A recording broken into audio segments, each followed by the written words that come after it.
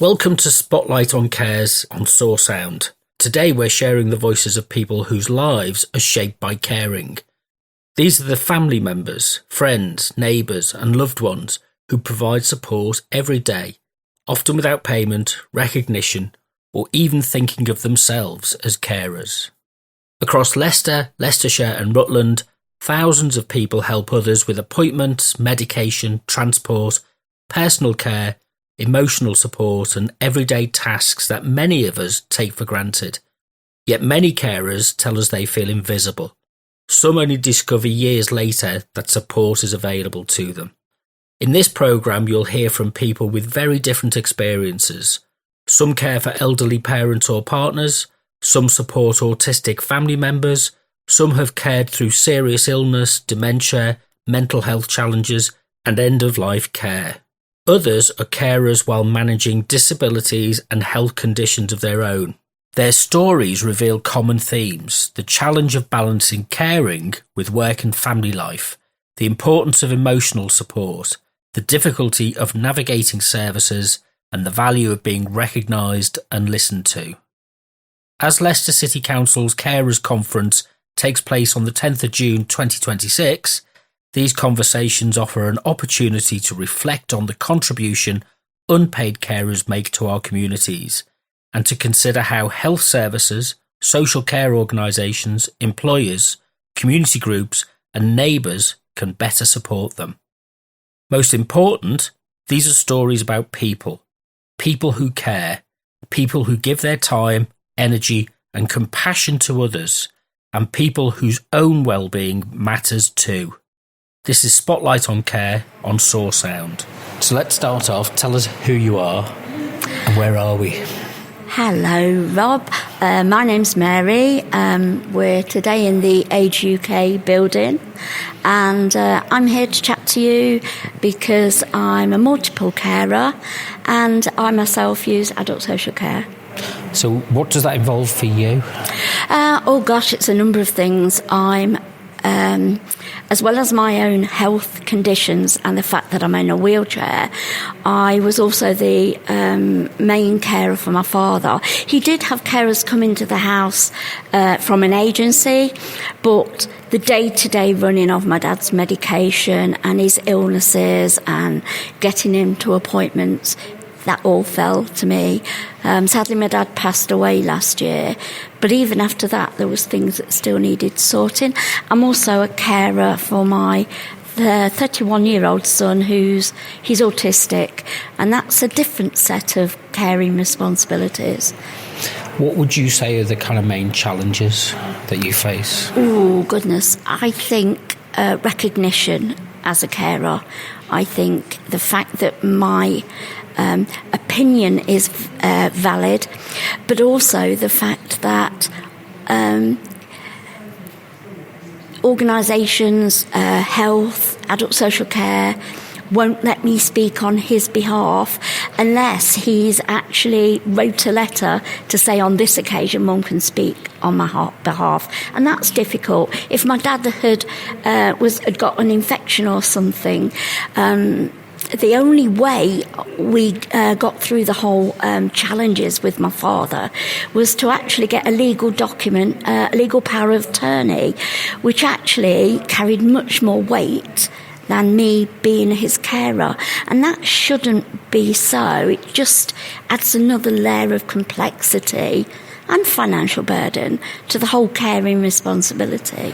So you're dealing with practical things like Absolutely. Health, your own health, your family's Absolutely, health, yes. And then you've got this other layer on top of it. So just tell us what the kind of things are that you, in general, that you might face, that you deal with. You use a wheelchair, adaptations in the home, transport around. What's the kind of things that you need? Transport is a huge problem because, of course, not only was I in a wheelchair, my dad was in a wheelchair as well. So if my dad had an appointment at the hospital, the ambulance would come and fetch him. But then I would have to get there under my own steam and then find my dad and then find somebody to push my dad. It's just all those practicalities. You can't sort of sign up for, right, this is a situation, we're both in a wheelchair, I will need somebody to help me navigate the hospital with my dad. Those sorts of practicalities were very, very difficult. And organising the transport, organising appointments. They often would give my dad an appointment at 9 o'clock in the morning across the other side of town, and yet my own carers didn't start in time to get me up, to get me ready, things like that. So it meant that to enable me to get to my dad's appointment for 9 o'clock, I would have to get up at 4:30, get my carers there for 5. You know, those sort of practicalities. If you rang the hospital and said, we can't make this appointment, can you make another appointment? Can we have one in the afternoon? It might be another month, 2 months before you got another appointment in the afternoon. Or more often than not, you got another appointment in a month that was 9 o'clock in the morning again. So it's those sort of practicalities that make it doubly hard to care for somebody. So who helps you with that kind of all of those, that bureaucracy and the paperwork and the information? Family. I think, I'm lucky that I have got other family around me. They can't navigate it either, but at least I've got them to have a rant or a moan to or whatever. But, there doesn't seem built into any of the systems, either within adult social care or within health, the ability to recognise carers and that a carer themselves might have difficulties. And I'm not alone in that. Over the years, I've been to many groups and organisations, and I would say a good 50% of people that are caring for somebody also have their own disability or differences. And so there ought to be a system whereby we can register ourselves with health on my dad's file, for example, to say his carer is also disabled and this is how we're going to navigate it. You're never going to cover all eventualities, but at least there's some that you could cover. And actually getting a GP's appointment for my dad was a nightmare because, again, 8:30 in the morning or, really inconvenient times. And then how do I get there and get my dad there? Just a general GP's appointment was always a massive challenge. So what kind of support do you actually get? So you talk about practical care for getting you up. Yes. And looking at you, helping you get about. What other kind of support is there for people like yourself? Well, for myself, and I get adult social care in my own right. I'm very lucky. I get a social outing. That's all within my care package of adult social care. Getting up, helping me get meals, getting dressed, keeping the house nice and tidy. Adult social care helped me design that package to suit the life that I want. But unfortunately, there's nothing built into that to say, well, here's an element to help you as a carer. And I think that's something that's really missing from not only adult social care, but from health as well. And there's nothing there that recognises.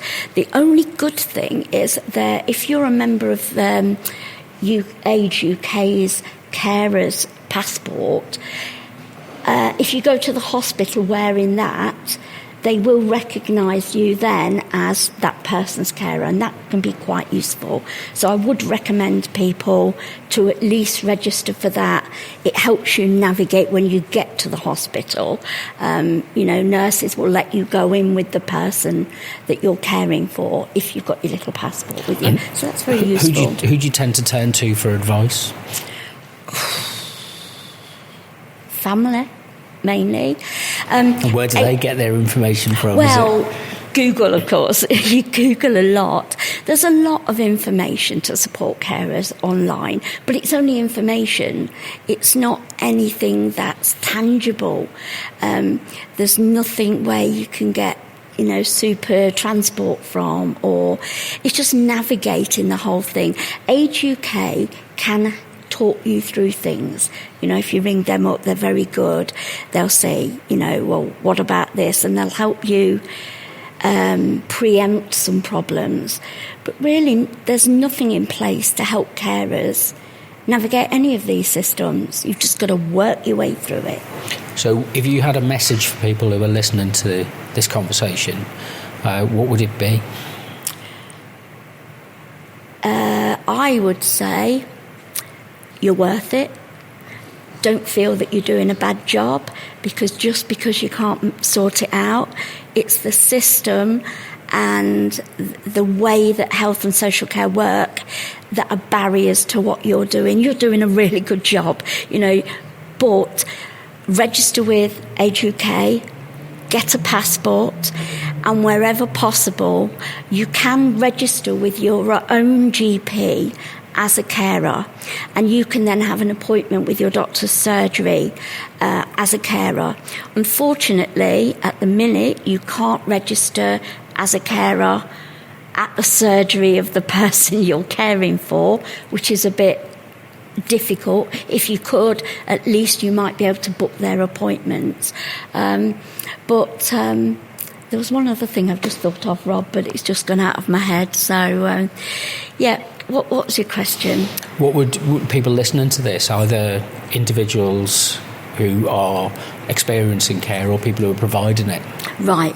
I was going to say, make sure you register with Age UK, make sure you tell your GP, make sure you get the carer's passport, and if you get stuck, ask the person at the health, ring the department that you're speaking to and say, explain, please can you try and get me a better appointment? I can't get there at that such and such time.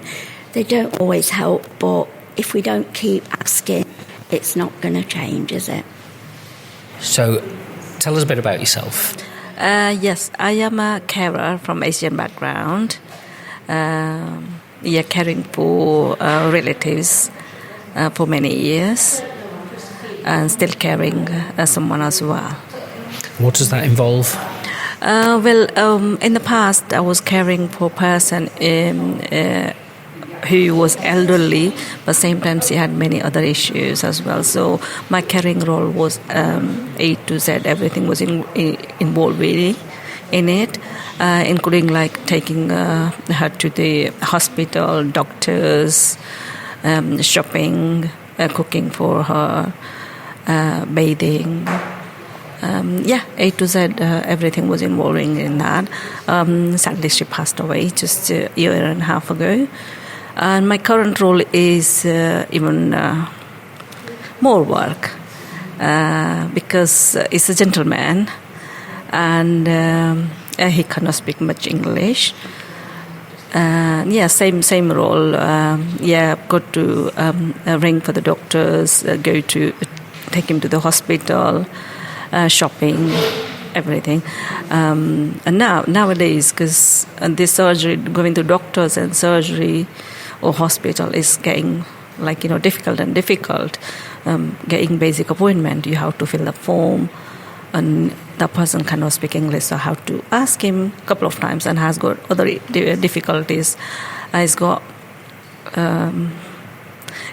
took us really, really long to find out what was the issue. Initially, we thought it's a learning difficulties, but after many assessments and things like that, they diagnosed the person as he's got Alzheimer, young on stage. So that's my role. And is that paid or unpaid? Is that like a family, or is it what's the relationship? For the person I was caring before, I thought it's my duty as a family member, and I never knew it's a carer, unpaid carer or carers. I never realized anything. I just did as my duty. And so did I with my second role. I was doing the same thing. But since last couple of years, a friend of mine introduced the carer center. So yeah, I've been a couple of times carer center, but I did not find that useful at the minute because I was not aware of that. What I was doing is unpaid. I can count as myself as an unpaid carer. I thought, no, that's my duty. I'm doing that my duty. But then when I started here a few years back, again, a friend introduced me. And then I start coming into groups and etc. Then I realized, no, I am a carer, unpaid carer, same time as a doing duty, but I am a carer, unpaid carer. How did you find out information about how you could get support for yourself? Initially, as I said, I didn't know anything about it, but when I went to carer center, I got a little bit information, but then I didn't think I could go get that support. But then since I've started coming here, Age UK, they've explained me everything. There's a carer's assessment, carer's passport, and there were many other information was available here. So I found out everything from Age UK. And what was useful about that information? What do you think you were surprised about being able to access? Yeah, definitely. And I feel really, really proud that I found this information, and also because I like to talk, so I share whatever I learned from here. I share with my other colleagues because in Asian background, I think people think that's our duty, caring for a mother, father, or husband, or children, whoever you're looking after. We feel that is our duty, and I would like to say to all Asian carers, just come out.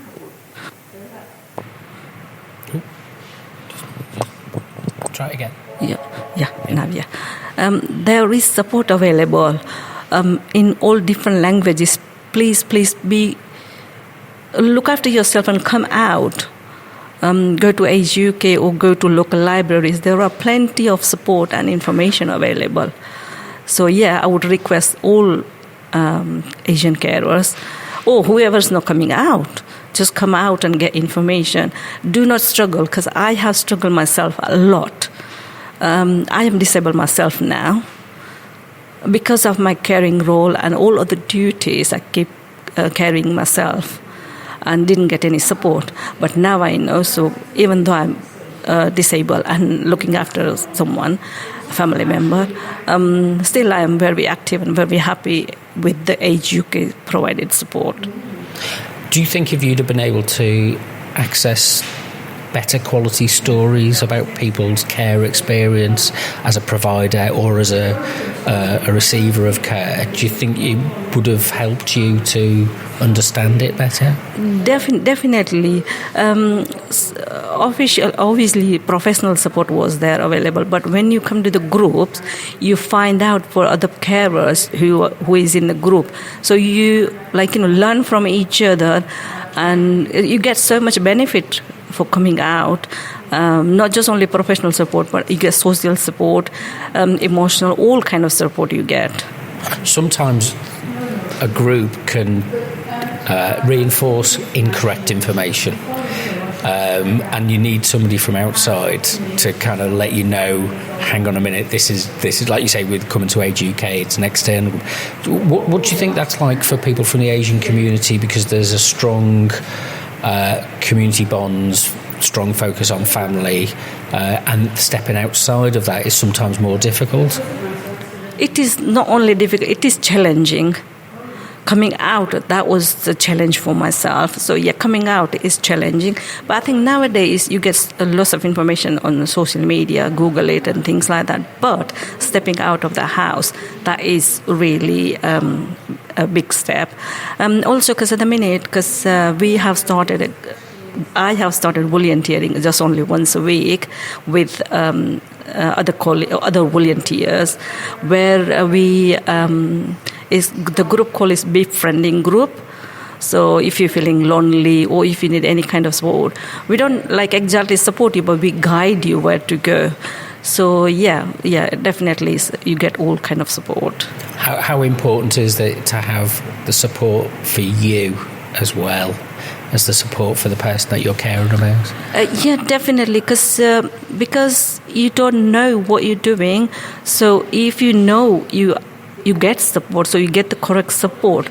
So in that way, you provide the correct support to you who you care for, because without support, it's very difficult. You just you suffer yourself, and you won't be able, because you're suffering, you don't know where to go and where to get support. So that's why you suffer yourself, and the person who you're caring, you won't be able to provide correct support.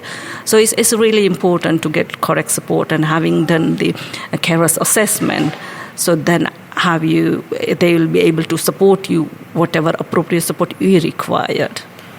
When you look back, and despite the challenges, what are you proud of as being a carer? Yes, definitely. Because I came out and I'm carer, I'm caring, and with my experience, I just feel like going out and support other people.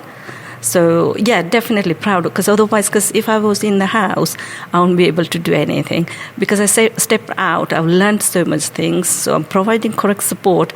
Also, because as I said, I'm doing volunteering, and not only volunteering, but whenever I see some person who is different background, I'm always willing to support them in what they would like to do. For example, ringing doctors or ringing social services, I always put myself forward to support them.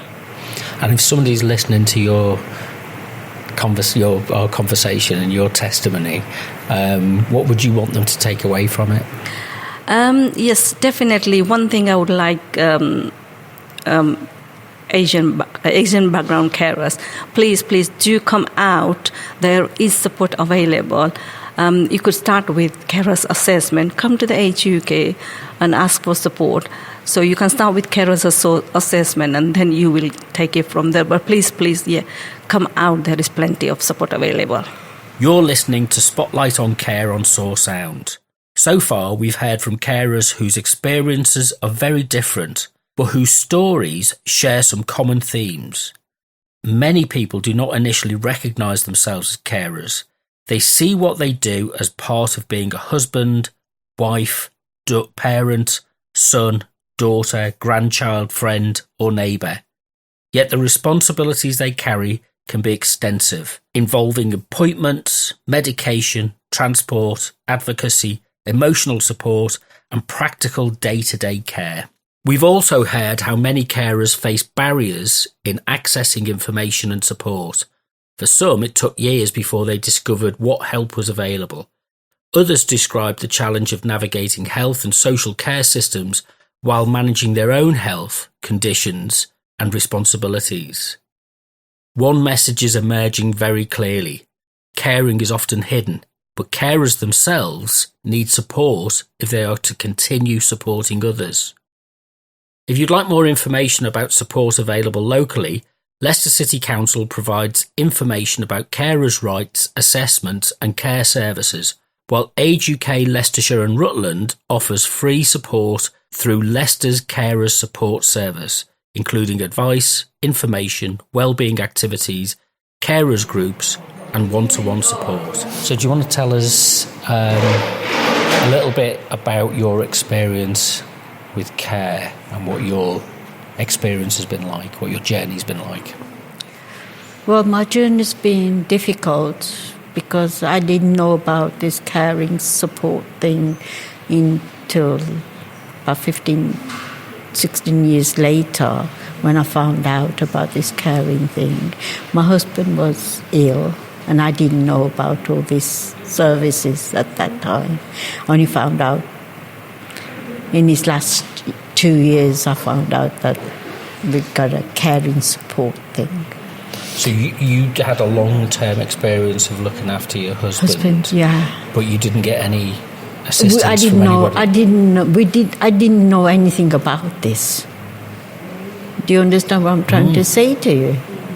Why was that? Was that because I didn't know. Nobody told me about it. So was he ill and needed looking after?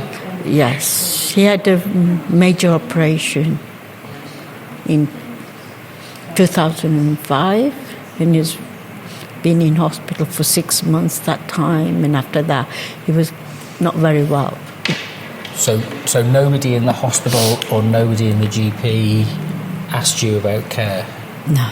So eventually, how did you find out? I came to this coffee morning on a Friday, and this lady we were just talking, and she advised me to come to this carer support group that they run, so I came here. That's the only reason I found out. Tell us a bit about that group. What was that like when you first went? If you can describe it. Well, I can't really. It was strange to me at first, but I got to know people, and they were friendly. So that gave me a break from my husband, for 2 hours in the week. It was a nice experience. Like other people were in the same boat as me. And so you could have conversations with people and got to know them. Experience. Share their experience with me as well. And that, when you look back on that now, and was that a turning point for you in terms of how you felt about being a carer? Yeah, because being a wife and being an Indian wife, it's our job to look after. We didn't know I was a carer at that time. So it was the duty. It's a duty for us to live. Tell us a bit about that. So amongst Indian families, then, that concept of duty. Yeah. Why is that so strong? Married to a person or whatever, it's our duty to look after them. It's not that, English people, they know more about it than we Indian people do. We didn't know we were carers at that time. So in terms of realising that you could actually ask for help, how did that feel? Was that because you'd had this strong sense of duty? Was it a relief, or was it like... Yes, it was a relief, because at least I can talk to somebody. And it's confidential to know all this. And in a practical sense, not into a medical sense or anything, what did you benefit from that, having that conversations with people? What kind of things did it help you with? It was sort of a relief that I can get it off my chest. So the first part is really acknowledgement. Yes, it was. Yeah. What about the practical things? Did it help then to say, okay, well, look, you can get this help to do this?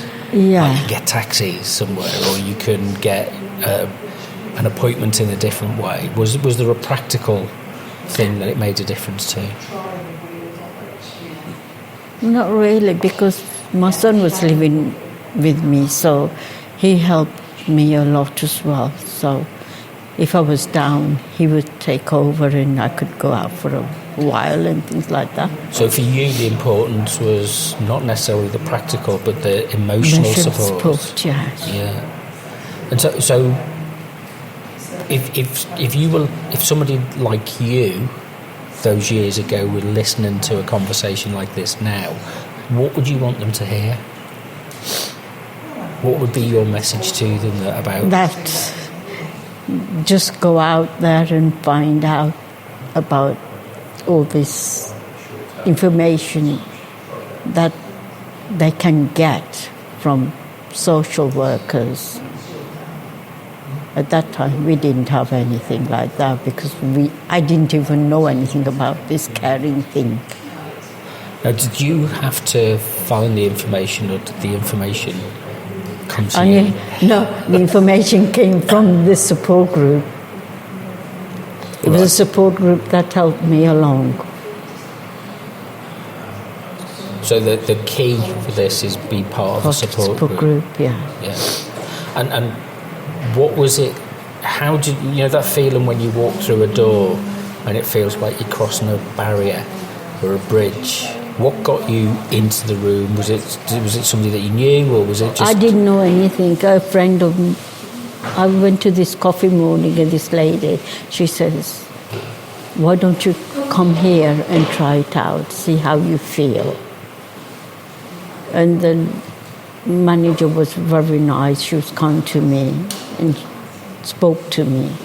And I thought, well, this is different, At least somebody's listening to what I've experienced and what I've done. So so it wasn't what you expected. What had you expected something like that to be? You just had no idea? I had no idea at all. No idea at all. So it was like... It's strange things happen to me. It's difficult to...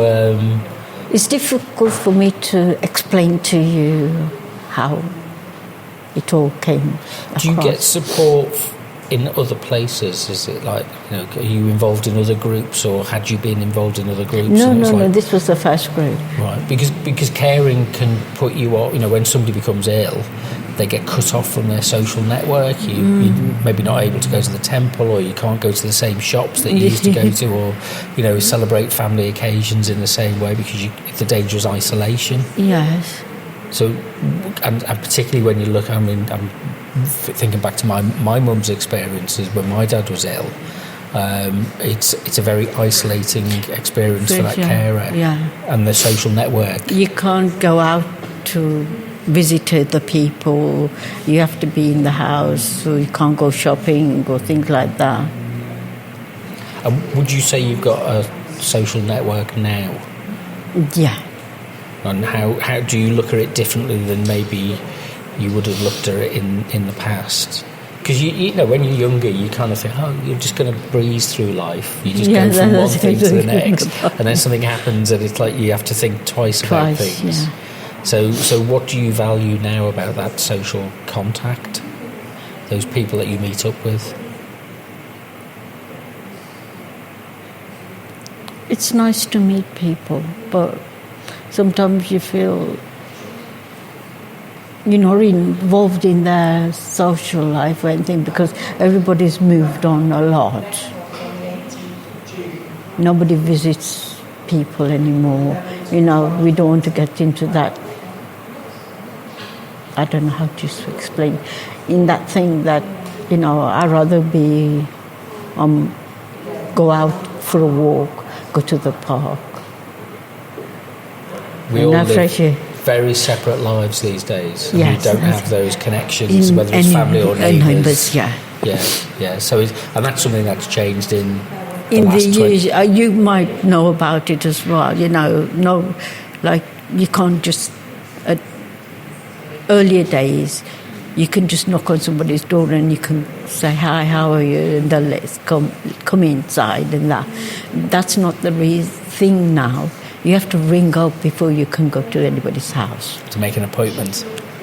Yeah. You understand, don't you, what I'm trying to say? So the social networks aren't there. So we have to provide alternatives. Yeah. And they have to become specific groups. Yeah. If there's a label on that group, like this is a carers group, do you think that could be off-putting for some people, or is it something that, it's... Not a lot of people want to get involved in social cares, groups and things like that. They go, we don't want to know. We're fine as we are. But in some cases, they're not, but they don't want to get the help they want. And what advice would you give them to say? Well, I try and give my best to them, but if they don't want to know, you can't force anybody to come to the group and things like that. But you benefited from going. So what would be the positive thing that you'd say to them that? I say, come, have a look, have a chat with people, and you might get good friends out of it, like I have with Geeta. Geeta's my friend. She's very good to me, and I'm good to her. This is Spotlight on Caring on Soar Sound, and we're at it's the Bradley Centre. All right? Bradbury. It's the Bradbury Centre at Age UK, and we're talking to people this week about their experience of care in Leicester, Leicestershire and Rutland. And the next person I'm speaking to is... It is Eleanor, but I am known as Lala. Okay, nice to meet you. Okay. And do you want to tell us a little bit about your journey, your experience of needing care? Yeah. And then what you've observed through that process. Sure. So I was sort of like in 2015. I had a breakdown at work. I was a full-time teacher and senior science technician at a mainstream school. I was doing really well. I was doing everything that I'd been sort of working up to, because I'd left school with no qualifications to go back to the school that I'd actually failed everything in. I was rocking it. We just had Ofsted. I was very happy. I got a daughter. I was running a home, also looking after my father-in-law at home. And then I became very poorly, and I got psychosis. And then I got sectioned and I got sort of like, I was hospitalised for quite some time, over about a 5-year period. Yeah. So you were actually caring for somebody before then? I was caring for more than one person. I was caring for a family member at home, and also I was caring for my father-in-law and my mum and dad, and working full-time and bringing up a daughter as well. And then you needed care? I did. So I'm cared for, and I'm a carer, so yeah. So tell us a bit about when, I mean, obviously not the details of the illness, but the effect of that, and in terms of how you were able to, did you cope, or, was that take a long time? What kind of support did you need to get to a point where things became a bit more stable? Obviously, because I was held against my will, I didn't know what was going on. I was not me at all. I was completely broken, and I was medicated, probably rightly so at the time, because I was very, very poorly. And when I sort of like I wouldn't talk to anyone. When I realised where I was, I felt so ashamed and felt so lonely. And I remember thinking, oh my, what about the people that I'm looking after? What's happened to them? I wasn't even thinking about myself, because I was unable to ask for help. And I was still, even when they were giving me leave in the hospital, I was at the Bradgate unit. I'm not ashamed to admit that now. I was. Back then I felt so ashamed. All my colleagues just didn't know how to kind of handle me, I guess. No one sort of got in contact. They were scared to speak to me because this diagnosis I'd been given, I'd been given a diagnosis of schizophrenia. So I felt like the most isolated I'd ever felt in my life. And when they were giving me leave in the hospital, when I was going home, I was still looking after my father-in-law. I was still doing those things. I was still making sure that my parents were okay and the other two people were okay. And the hospital were unaware of this, so I kept going back on like a revolving door kind of situation. So I ended up on and off in that kind of hospital for nearly 5 years. And I got so scared about, every time I tried to leave and they sent me home, I didn't know how to do me, because I'd lost my sense of identity. I didn't know who I was, because I'd cared that much. I'd forgotten who I was. So what was it that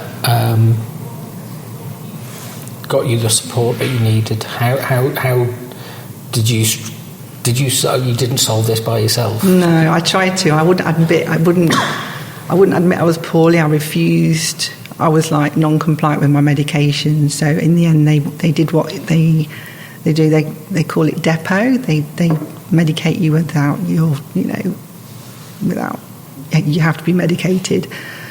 and you've got no choice. So literally every 4 weeks they were chasing me around the ward, medicating me, and I was like, no. And I was quite strong as well. I was quite fit back then. I've always been into my sports and stuff, and I was like a middle-aged woman just climbing the roof and stuff, and I literally did that just to get out and just to feel something. I used to run off because I just felt something, and I couldn't believe I was doing these kind of things, because normally that would not be me. I'm very kind, and I wouldn't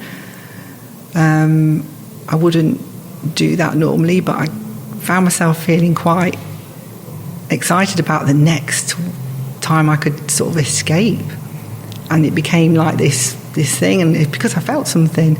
So every time I came home, I think I was home for 2 weeks, and I ended up straight back in hospital because I couldn't go to the shops, I couldn't do any of the things that I'd done before, because I hadn't really done them because I was working.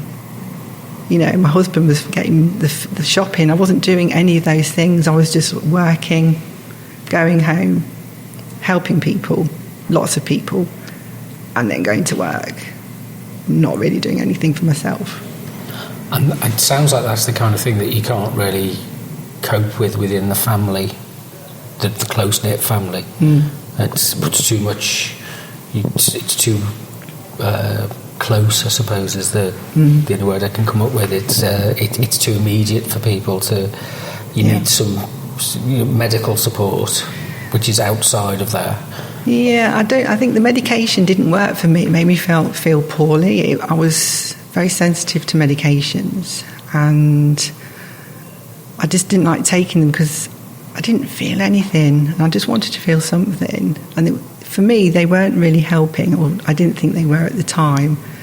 I mean, I do realise now I take them, and it's like they do help me. I realise that. I didn't have any relationship with any of the professionals in the hospital because I didn't trust them.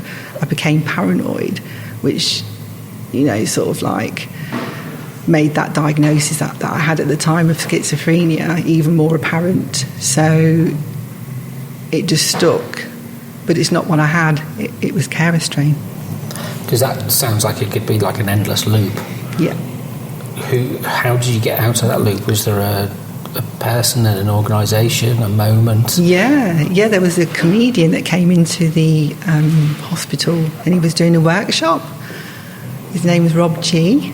And I remember sitting there going in and out of a psychotic sort of situation. And this comedian, this bald-headed guy came in, and I thought, who's this idiot, I don't want to engage in this. And I remember looking at him, could hardly open my eyes. I was so drugged up. I looked at him and I was like, he made me laugh. It's the first time I remember laughing and feeling something other than trying to run away from where I was. And he was able to ask a nurse to ask me to go for a walk, and he took me out for a walk in the community. And I remember going out of those hospital doors and being really scared because I didn't know how to do that anymore. After being so high functioning out in the community, 5 years previous to that. And what was it? What was the connection then between you and him? What was it that? Well, he's got a workshop that I got involved with at the Attleborough Arts Centre. He works alongside the Involvement Centre at the Raggett unit, and there was another gentleman called Tim Sayers, who was head of arts and the creative side, and he does so much more than that. But trying to remember everything. I have loads of gaps in my life where I just forget things. I only kind of remember today because I think it's a very trauma-based thing. But I remember these because these workshops really helped me, because they did poetry and creative crafts. And I was still an inpatient, but I remember I was sitting in pyjamas and stuff. I didn't have any other clothes. I didn't want to get dressed. I didn't want to engage in, going out. I wanted to stay in the hospital, even though I tried to escape, because I was scared to do all the normal stuff because I didn't know who I was. Other than a carer, every time I had leave, I still went home and did that because I didn't know how to ask for help. I just thought it was my responsibility. And to be honest, when I was doing this, I didn't even know I was a carer. I didn't identify myself as a carer at all. I just thought it's family members, what you do. What was the point, and so the kind of care process from that contact with the comedian and the art setting? Was there a point where you kind of got, do you have a care package? Did you get a care package put in place? I did, What yes. was the process for that? I had numerous CPNs, community psychiatric nurses, and I kind of did build up relationships with them. However, unfortunately, due to funding, they were either pulled off me because I was deemed a little bit more okay, if that's the word. So I became ill again. And then when I got a new community psychiatric nurse, I didn't trust them and I didn't engage. And then I ended up back in the Bradgate unit again. And it wasn't until I got an individual, am I allowed to name? First name? First name Stacey, who came on board with me for City East. The City East, the mental health services there is the biggest around Leicester and Rutland, I believe. She came on board, Stacey came on board, and I didn't engage at all. But I thought, I know you're trying to do something really beneficial for me here, but I didn't trust anyone. And then slowly, Stacey persisted, and I didn't answer her phone calls, I didn't turn up to appointments, and I thought I was going to get sectioned again. And I remember talking to David here and thinking, I'm scared they're going to section me because I'm not engaging in these services. And Stacey just kept ringing, and she turned up and she wouldn't give in, and slowly I became more trusting of these professionals, because I didn't trust my psychiatrist at the time, but I do now. For City East, lovely man, Mohammed. And it was Stacey, my CPN, who was able to signpost me and guide me through the services that I could go to that would help me. But at first I needed to admit I needed to ask for help, which I still have trouble with today. I still have trouble with asking for help, because I think I've got to do it all myself, because I get so channeled into caring, and I think it's that ADHD thing where you just you focus on right, I've got my mum, she's struggling, I've lost my father 2 years ago, mum's struggling, and what do I do? So I'm kind of writing plans down, and I get so focused that I forget to ask for help. And then I kind of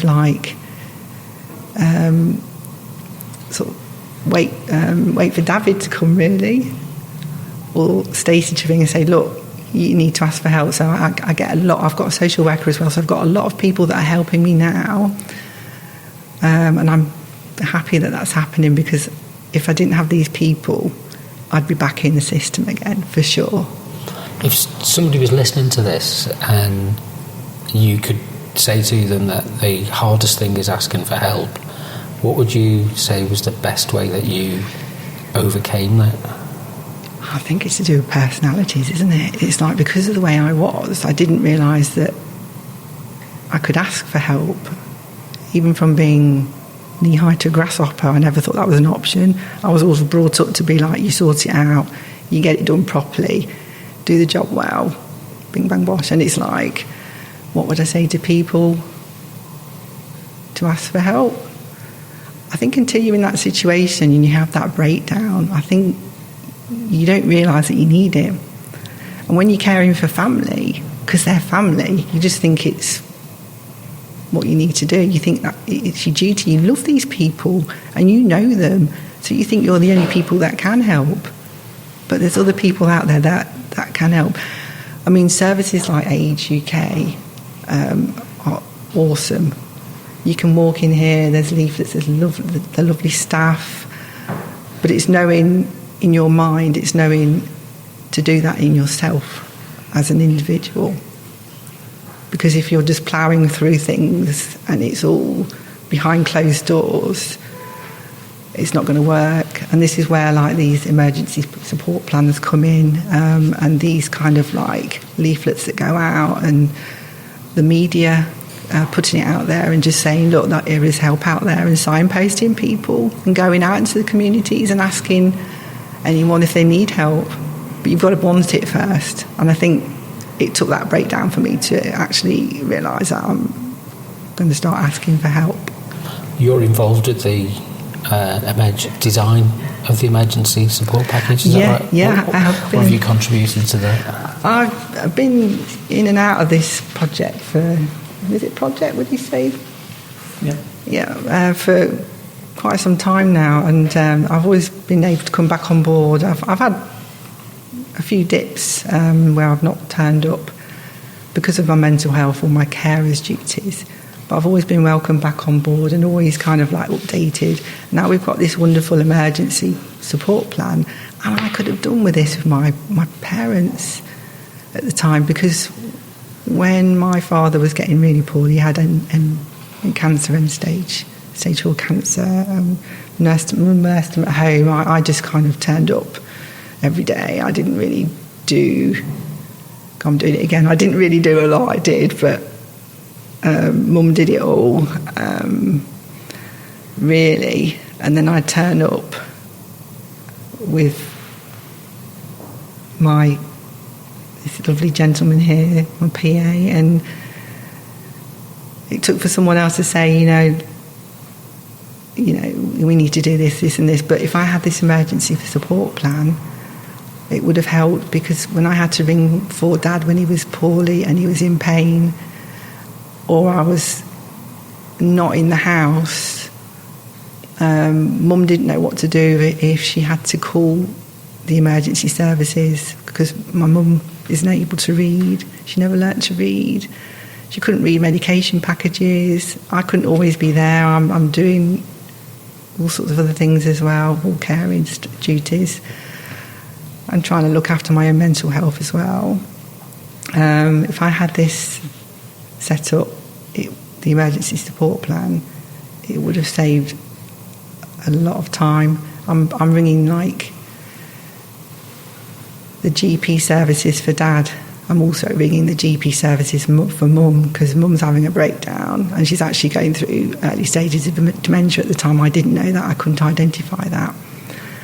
And if this was in the house, it would have saved a lot of trouble and a lot of time. I was trying to update the GP, social services, and nothing married up. I had to kind of explain myself again and again and again.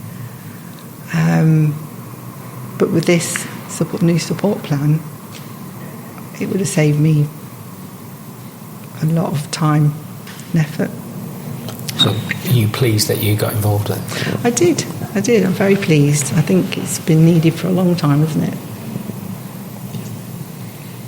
I mean, I might hand you over to... No, we'll come back to it in a minute. Yeah, okay. I have not to say anything. Who's interviewing who? They get paid. They don't need to talk. Fair enough. Yeah. Cool. Well, is there anything else you want to add? Because thanks for sharing your story. I want to say to people out there who listen to this, because really I always want to try and contribute to society everywhere, really, that you do become more resilient, but it doesn't mean you have to neglect your own well-being. It's really important that you need to find your own identity, and to do that you need to ask for help. I can't emphasise that enough. It's very isolating being a carer, whether that's for one person, two people. It depends on the complexities of that individual or those individuals. And it'd be lovely to have more recognition as a carer, because I think sometimes it's just like, oh, they're just a carer, or they're just a cleaner, or they're just a whatever, but it's one of the most important jobs. I mean, I'm an LPA for both, you know, for my late father and my mum. I'm a lasting power of attorney. Out of all the people in the family that were picked to be a lasting power of attorney, an LPA, they chose me, and I'm the one with the most complex mental health needs. So you need to ask for help, and you need to do the stuff that you need to do as well to keep well, whether that's doing something creative or doing some sport. Just make a lot of time for yourself, because when you dip and you're not there, the people that you're caring for go into the system, and then you've lost them. So you get back on your feet again. This is Spotlight on Care on Soar Sound. A recurring theme through these conversations is isolation. Many carers describe becoming disconnected from friends, social activities, employment opportunities, and the wider community. Others have spoken about the emotional impact of carrying responsibility for several people at once, often while dealing with their own health challenges. We've also heard how valuable peer support can be. Sometimes the most important thing is meeting people who understand the reality of caring because they have lived through similar experiences themselves. Another important issue is planning ahead. Many carers worry about what would happen if they suddenly become unwell, had an accident, or were unable to continue providing support. This concern has helped shape the development of the Emergency Support Plan, a co-produced initiative involving carers and professionals from across Leicester, Leicestershire and Rutland. The aim is simple but important.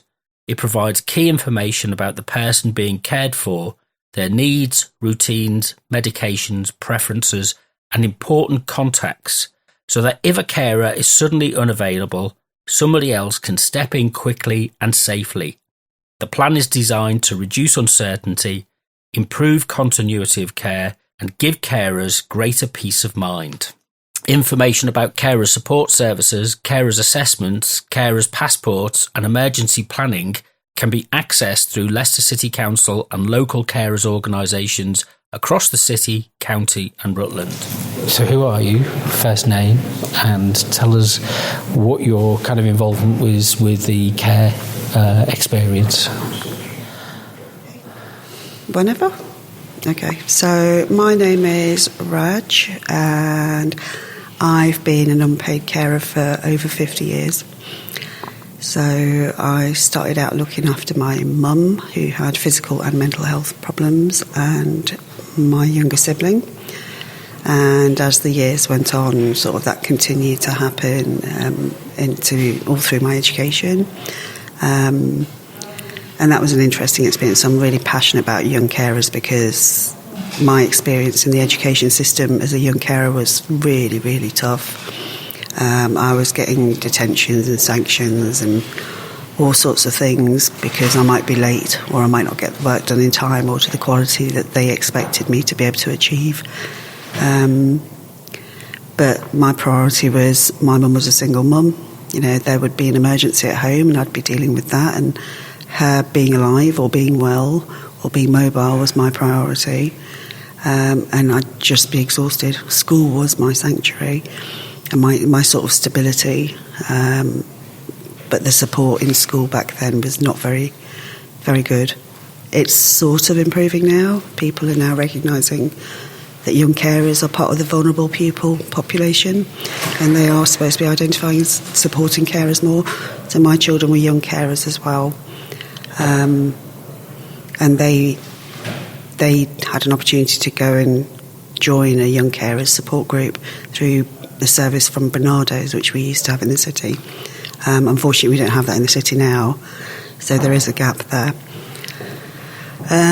So I'm a multiple carer. I've been a multiple carer, like I said, for over 50 years, caring across physical health and mental health, learning disability and neurodiversity and complex health, right through to end of life and palliative care for various loved ones, up until about a year ago, just under a year ago, I was a 24/7 carer.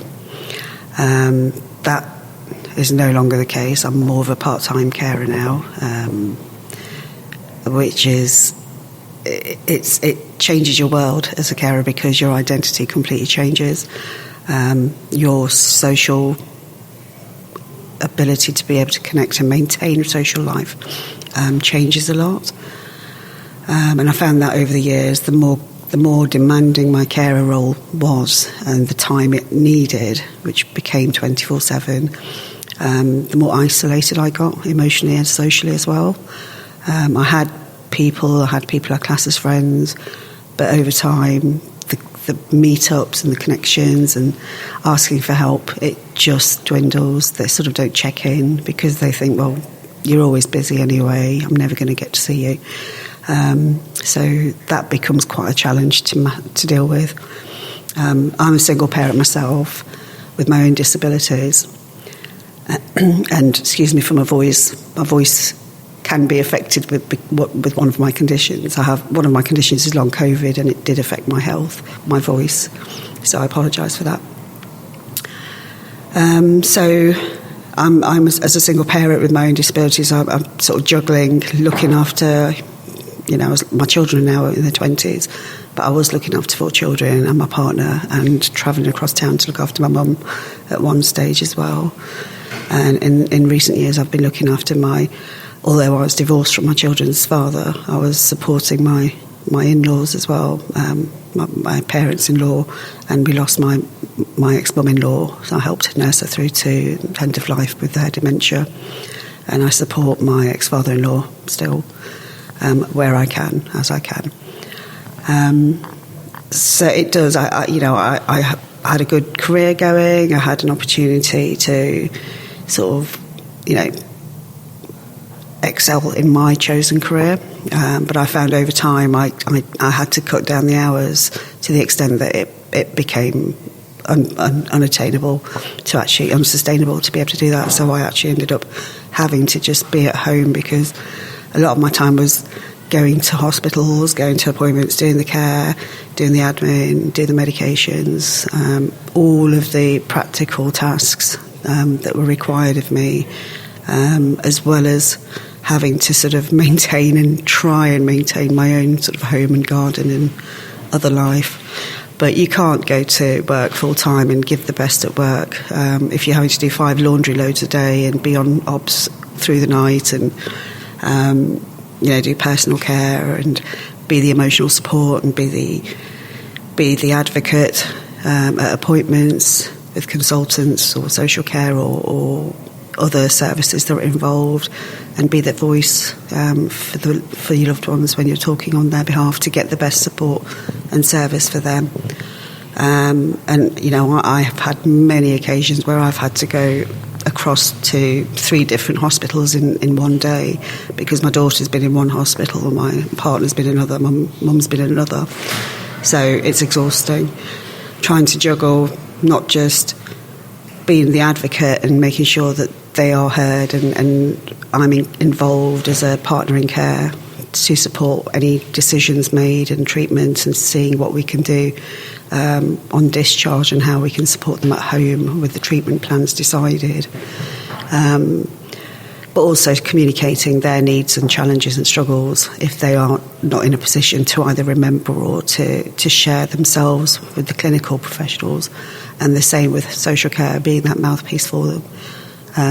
And having to juggle that as multiple carers, trying to remember everybody's different needs and different challenges and different things, and trying to juggle their appointments and their medications and making sure I get it right for who am I representing today or on this particular occasion, and then timing that as a multiple carer in terms of who am I looking after today and what did I need to do specifically, as opposed to the usual regular routine of support that I'd be giving. But you're also there as you're there as mental health, you're there as practical, you're there as nurse, you're there as driver. What support do you get? My social life, I know, I have people at the end of the phone if I need them, if I really desperately need them. But on a day-to-day, there's no support for me as a single parent. Quite isolated. I know that I can access the carer support service through Age UK if I need to, and when I'm able to. but with timings and dealing with medical crises sometimes, or just the day-to-day caring, sometimes the timings of being able to access the services available to me aren't necessarily there. So just having support with peers through lockdown, a lot of us were isolated, so I ended up setting up an online, and I'm not a tech person at all, but I set up a platform for carers' health and wellbeing, the Carers' Health and Wellbeing Forum, just so I could meet other carers, but also support other carers in the same position as me who were completely isolated, because especially in lockdown, if we were taking people to appointments, or we were, loved ones to day activities and other opportunities for them, it might give us half an hour to go and have a coffee and just have a break, and that wasn't happening. So in terms of peer, I suppose there's the peer support platform, which is still going, just to support, so you know that you're not on your own. What I'm going through, what I'm feeling is not unusual. We support each other, we share tips with each other, we can share advice and information with each other. I've reached out to social care several times to get a carer's assessment, and I've had lots of different experiences, some really nice ones and some not so positive ones. I would say I've only had one really decent one, which was the beginning of last year, but previous access to support and find out what support there is for me as a carer has not been as good as I'd hoped it would be. There seems to be some sort of postcode lottery in terms of the quality of support and understanding of what my support needs might be as a carer. So that's quite hard, because and sometimes when I've reached out for support, what I get is it's well intentioned, but it focuses on my cared for and how they can be supported better and what I can do to help them and to look after them, and sort of focuses on their needs and how we can have solutions to do that. But it feels that I still can be invisible. My needs, my struggles, my challenges, and even just for my own healthcare needs and my well-being needs, they're not as well supported. I mean, it is literally services like, our Leicester Carer Support Service that are absolutely they're a rock for so many people, because now they've started to offer online opportunities. Sometimes it's easier to be able to access things like that and have a timetable of activities where you can just drop in if you get an opportunity to do that. But it's really hard just be able to walk out. I think just having things locally would be much more helpful in terms of having somewhere that I don't have to travel to and then have to organise caring replacements and things like that. So I don't have a lot of support, and juggling the different things that I'm juggling. It is hard, and in terms of practical support, there isn't really any, because sometimes it takes longer to try and train somebody up and it'd be agreeable to want to take over what I just naturally do as part of my auto. People aren't always willing to do the same level of support that I'm putting in.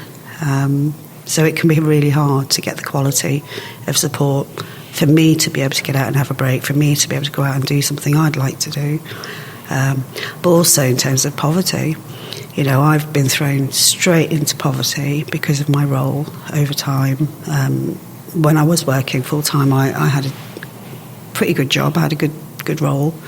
So I could save, but all my savings went very quickly because I couldn't apply for any benefits, and I didn't want to, because that money would have gone away from my loved ones' benefits, and I didn't want them to lose money that they were entitled to. So yeah, I've sort of been thrown into poverty. So even if I wanted to and could go out, I can't afford to. I love the arts, I love theatre, I love being able to travel. I'd love to be able to get out to the sea and get a bit of therapy from the coast, and just going to the theatre or going to live music, or going to different events and things, and going out to different areas of nature.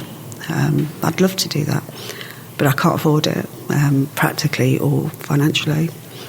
which is hard. So I'm grateful that we have online, podcasts, and we have online things that I can do at home, but it doesn't get me away from the four walls, basically. So I try and find my own support. I try and sort of find my own ways of dealing with stuff. I do my own sort of ways of doing mindfulness and meditation, and music is basically my therapy. Music can lift me or bring me down or be my escape, like reading used to. But I struggle to find the time to read books now. But I love books. But just something that helps me escape is my support for me that I've had to find for myself. And it's those sort of practical things that we don't necessarily get given help on when you're looking out. And as a carer, you don't necessarily know what's out there. You don't know what you don't know. You don't know what questions to ask. You don't know what offers are out there. It's quite a challenge of being able to have the time to look around, see what support is available, and then be able to access it in a way that's timely, but also meaningful. I think that's quite a challenge, particularly if you're a multiple carer, because once you finish dealing with one person, you're dealing with another person. You're not necessarily freed up with the multiple duties that you've got, and then having to manage my own health and well-being at the same time, that can be quite hard. So this is Spotlight on Care on Soar Sound, and now I'm joined by Georgia. And what's your involvement with the care process, Georgia? So as part of family life and life in general, I guess, Rob, I've become a carer for family members that have needed that extra support. So I classify myself as an unpaid carer. I think more recently that has been through the end of life journey for an elderly family member that needed support, probably more support than I'd had imagined have needed, and just kind of stepped in naturally of that process of being what was granddaughter but then become carer.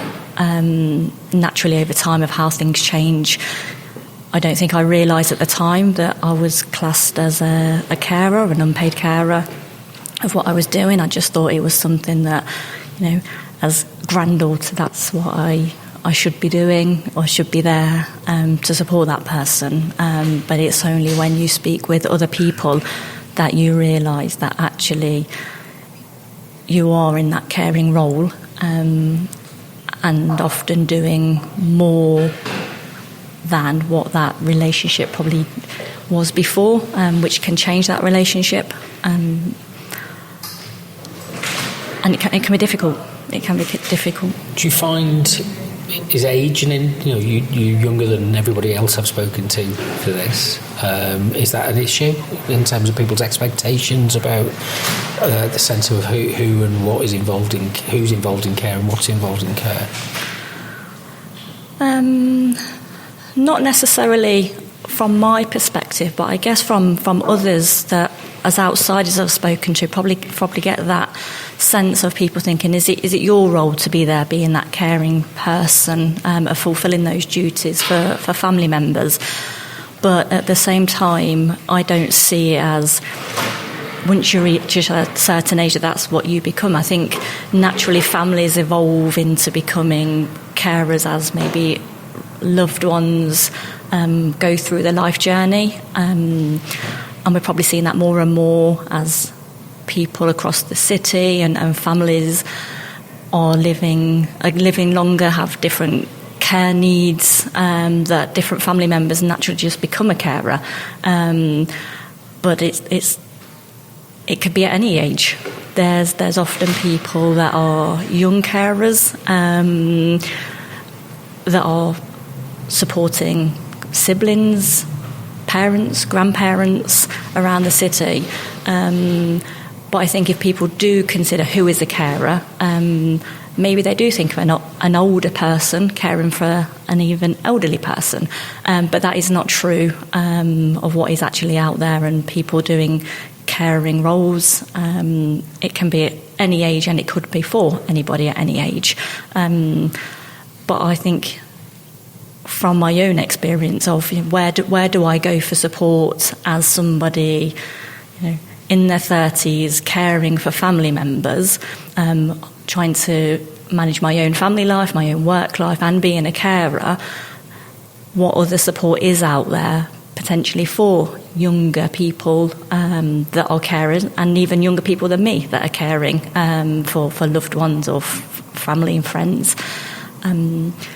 Because I have been to some groups, and as you say, it's probably people that are older than me that are part of a network. And so how do we make others aware that they are a carer or an unpaid carer, and how do they feel about then approaching other networks and forums and groups to feel like they're being supported in their journey?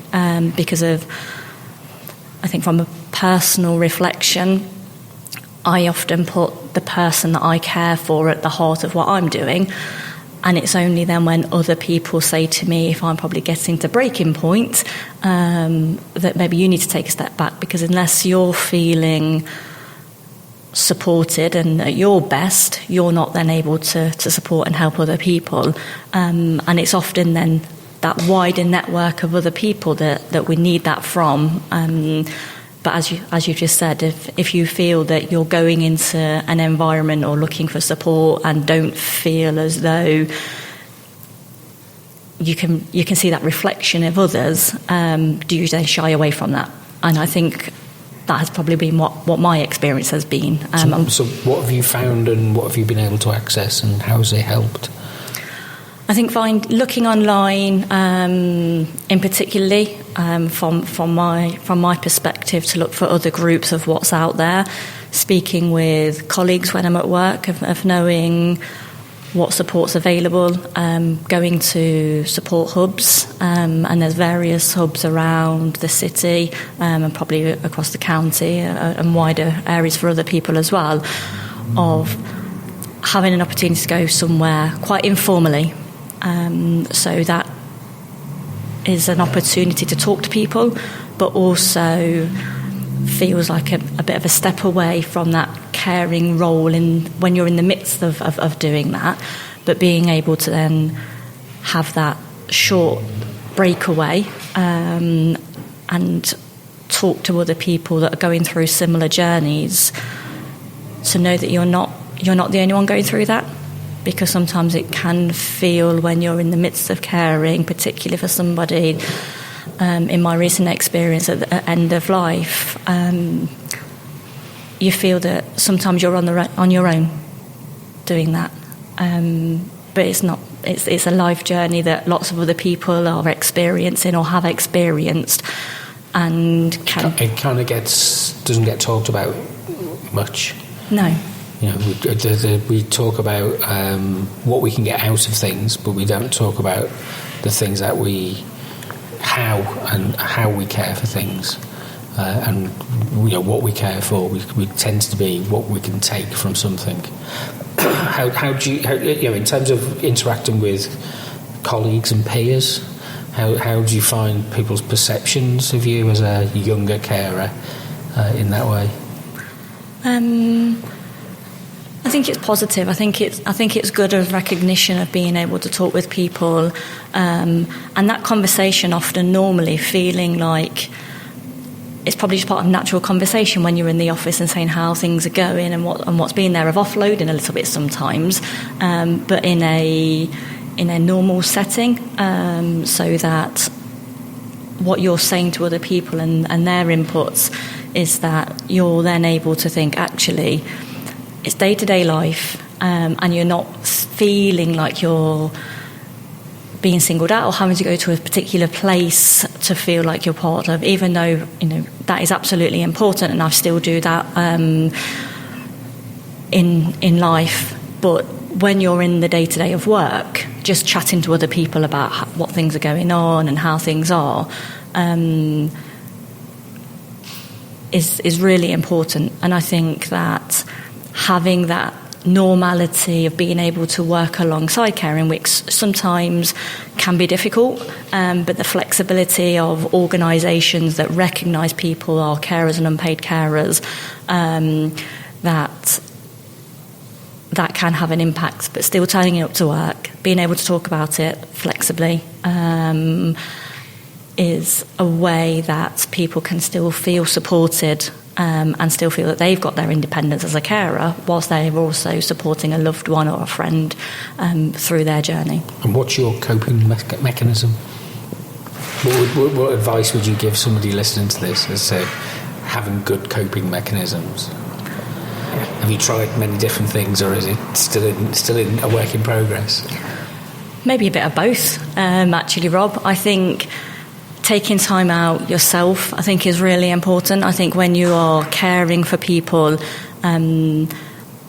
particularly at the end of life, it's very difficult because you want to be there constantly for them. You want to be the one that's helping them, making sure that whatever they need, you're the one that's there, because you're the constant for them. You're the, particularly in my case, you're the go-to person they feel comfortable with. They feel settled. They know you the best, as opposed to other people that can support.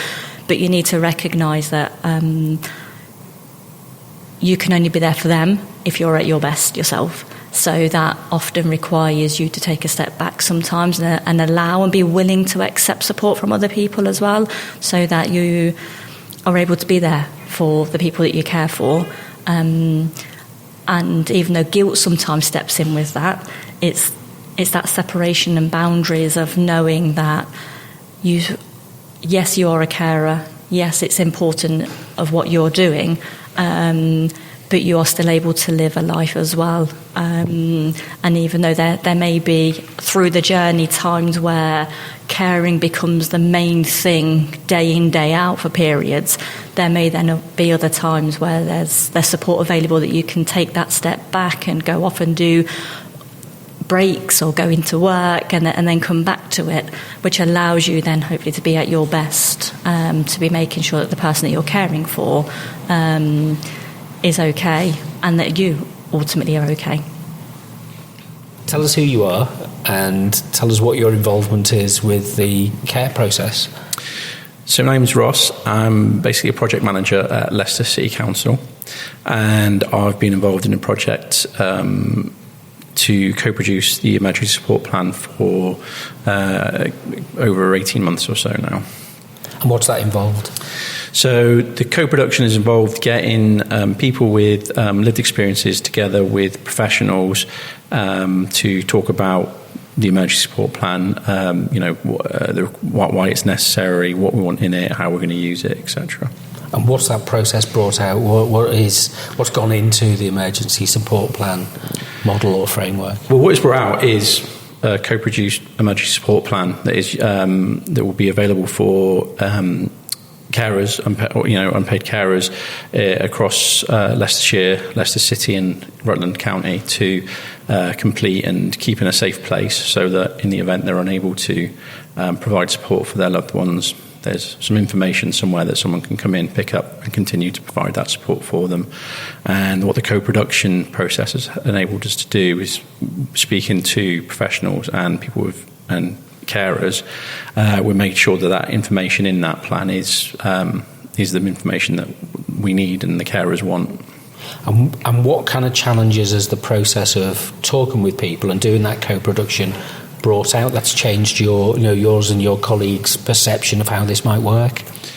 Well, the biggest challenge has been trying to get the succinct information. There's so much, when you talk about carers, there is such a wide variety in the type of care provided. You're talking about everybody almost, really. And so trying to get one plan that fits so many different needs has been a real challenge, to get it down to, just keeping the relevant information to make it workable. And where are people going to be able to find out more about this? So they should be able to access it through their care commission services. So in county, that will be Vassal. In Rutland, that will be through Rutland County Council, and in Leicester City, that's through Leicester Carers Age UK. You've been listening to Spotlight on Care on Soar Sound. Today we've heard from people whose caring journeys span many different experiences. We've heard about caring for elderly parents, partners, children, relatives with disabilities, people living with dementia, and those experiencing mental ill health. We've heard from people who provide care while managing disabilities and health conditions of their own. We've also heard from young carers and people whose caring responsibilities have shaped much of their lives. Despite these differences, several common themes stand out. Many carers remain invisible. Many struggle to find information at the right time. Many experience isolation, financial pressures, and challenges navigating complex systems. Yet we've also heard about resilience, community, friendship, and the difference that good support can make. One of the strongest messages from today's contributors is that carers should not have to face these challenges alone. Asking for help is not a sign of failure. Accessing support can improve the well-being of carers and the people they care for. If this programme has raised issues that affect you or someone you know, support is available. Age UK Leicestershire and Rutland provides information, advice, careers groups, well-being activities, carers passports, training opportunities, and one-to-one support through the Leicester Carers Support Service. Across Leicester, Leicestershire and Rutland, carers can also request a carers assessment, access a carers passport that helps identify and recognise their role, and find information about emergency planning and contingency arrangements. The carers passport is recognised across the area and can help carers access support and services when they need them. To find out more, visit Leicester City Council's carers information pages, contact Age UK Leicestershire and Rutland, or speak with your GP practice about registering as a carer and exploring the support available to you. For everyone who provides care, whether for a few hours each week or around the clock, thank you for everything you do. This has been Spotlight on Care on Soar Sound.